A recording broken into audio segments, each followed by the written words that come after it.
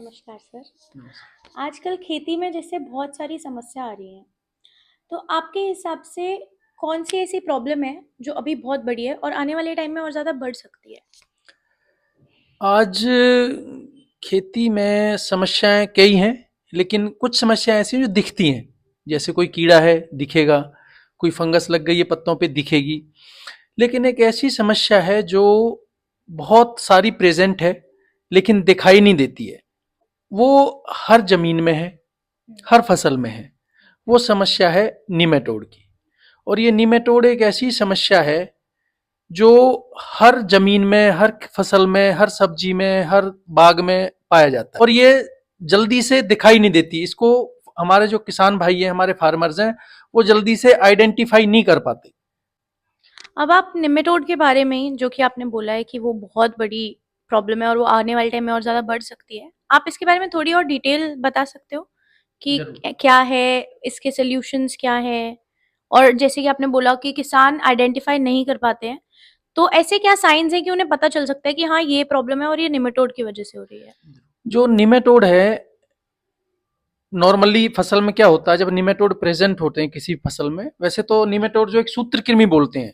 सूत्रकृमि हमारे इंसानों के अंदर भी होते हैं, लेकिन ये जो पौधों के सूत्रकृमि हैं, ये जड़ों की मार्फत पौधे को नुकसान करते हैं। ये मिट्टी में प्रेजेंट होते हैं और धीरे धीरे जिनके जब ये बच्चे देते हैं, लार्वा देते हैं, तो वो लार्वा पौधों की जड़ों में जाके और जड़ों को ब्लॉक कर देता है। जब वो लार्वा की संख्या ज्यादा हो जाती है तो जड़ों में गांठें बन जाती हैं।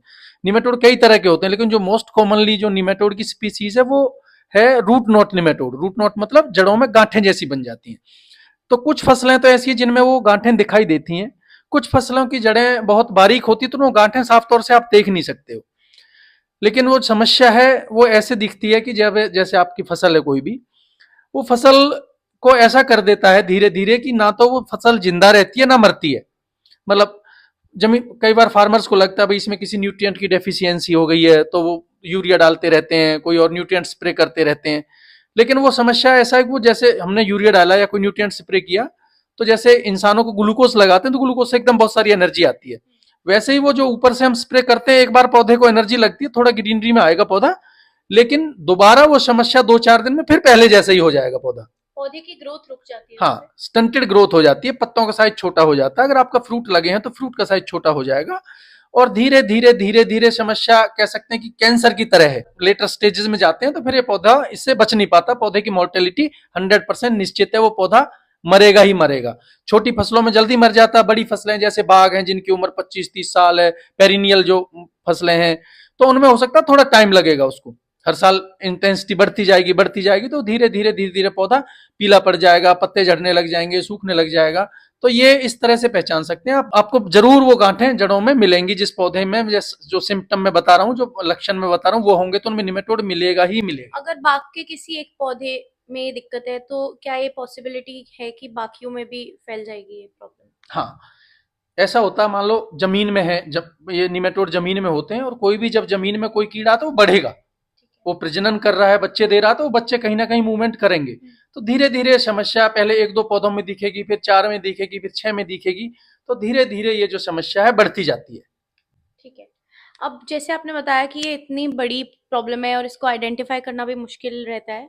ऐसे क्या कोई इलाज है इसका कि इसका कोई सॉल्यूशन हो जिससे ये चीज़ ठीक करी जा सके? हाँ, समस्या का समाधान है, लेकिन ऐसा नहीं है कि भी एक चीज कोई परफेक्ट इसको कंट्रोल कर देगी। बहुत सारे कह सकते हैं भी निमेटोड मैनेजमेंट करने वाला काम है।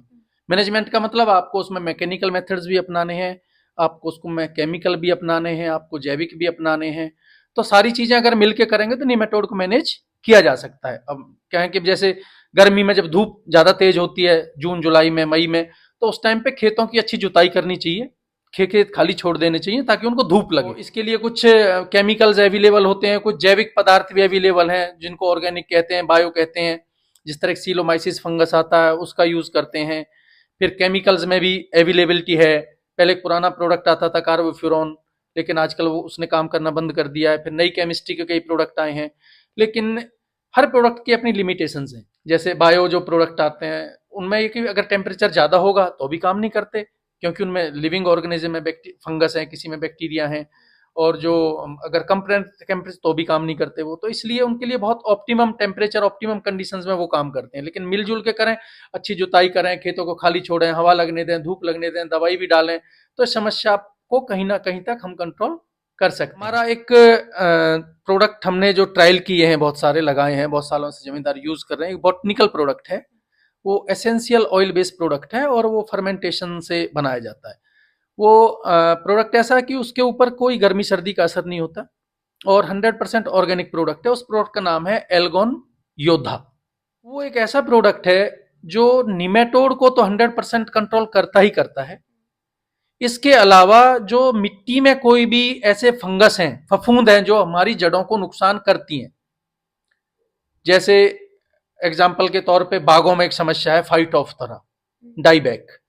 फाइटोप्थोरा एक ऐसी समस्या है बागों में, जब वो बढ़ती है तो ऊपर से टहनियां सूखनी शुरू हो जाती हैं पौधों में। जब उसकी लेटर स्टेज आती है तो तनों में से, टहनियों में से गोंद जैसा पदार्थ लिक्विड निकलने लग जाता है, उसको गमोसिस कहते हैं। तो ये निमेटोड के साथ साथ जो योद्धा है वो फंगस को भी कंट्रोल करता है और ये ऐसा प्रोडक्ट है जो निमेटोड की सारी स्पीसीज कंट्रोल करता है, चाहे वो गेहूं में हो, चाहे वो धान में हो, चाहे वो सब्जियों में हो, चाहे वो बागों में हो। एक पोटैटो में भी एक निमेटोड, बहुत पोटैटोसिस्ट निमेटोड आता है, उसका इतना इन्फेस्टेशन था, जो कुफरी में रिसर्च स्टेशन है पोटैटो का, वहां पे निमेटोड की वजह से सीड प्रोडक्शन बंद करना पड़ा उनको। ये उस स्थिति में भी काम करेगा। ऐसा प्रोडक्ट मेरे, जो मैं 7-8 साल से इस प्रोडक्ट पे काम कर रहा हूं, तो मैंने ऐसा प्रोडक्ट आज तक मार्केट में निमेटोड के लिए नहीं देखा। जो भी फार्मर इसको यूज करता है वो रेगुलर यूज करता है।